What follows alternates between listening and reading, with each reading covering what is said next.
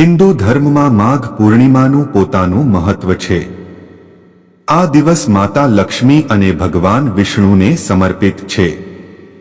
જો આ દિવસે ભગવાન વિષ્ણુની વિધિથી પૂજા કરવામાં આવે તો ભક્તોને ભગવાન વિષ્ણુની અનંત કૃપા મળી રહે છે. આ દિવસે શું કરવું અને શું ન કરવું જોઈએ તે વિશે માહિતી દેવઘરના જ્યોતિષે આપી છે. આખા વર્ષ દરમિયાન કુલ 12 પૂર્ણિમા આવતી હોય છે. દરેક પૂર્ણિમાનું પોતાનું આગવું મહત્વ હોય છે. બધા દિવસોમાંથી પૂર્ણિમાના દિવસને સૌથી શુભ દિવસ માનવામાં આવે છે. જે પૈકી માઘ પૂર્ણિમાનું મહત્વ ખૂબ જ વધારે છે. આ દિવસ ભગવાન વિષ્ણુને સમર્પિત છે.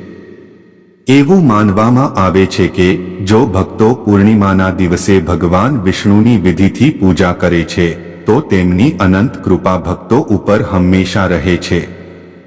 આ સાથે પૂનમના દિવસે સ્નાન, દાન અને જાપ કરવાને શુભ માનવામાં આવે છે.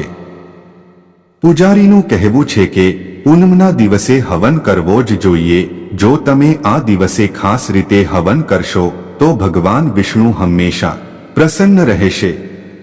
દેવઘરના જ્યોતિષીએ વિસ્તારપૂર્વક આની સમજૂતી આપી છે. આ દિવસે છે માઘ પૂર્ણિમા. દેવઘરના પાગલ બાબા આશ્રમમાં મુદગલ જ્યોતિષ કેન્દ્રના પ્રસિદ્ધ જ્યોતિષાચાર્ય પંડિત નંદકિશોર મુદગલ સાથે વાત કરી ત્યારે દેવઘરના પંડિતે જણાવ્યું હતું કે આ વર્ષે માઘ પૂર્ણિમા 24 ફેબ્રુઆરીએ છે.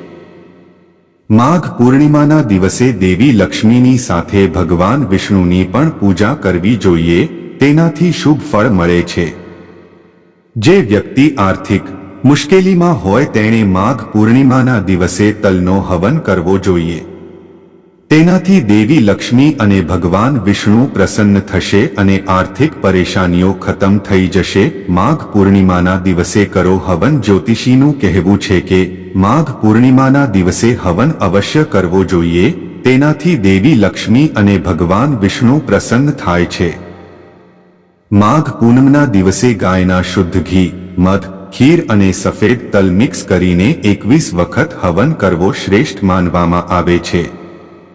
ભગવાન વિષ્ણુને સફેદ તલ અને ખીર ખૂબ જ પસંદ છે.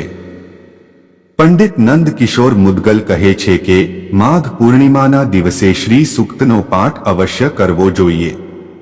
આમ કરવાથી ભગવાન વિષ્ણુ અને માતા લક્ષ્મીની કૃપા મળશે અને તમને આર્થિક સમસ્યાઓમાંથી મુક્તિ મળશે.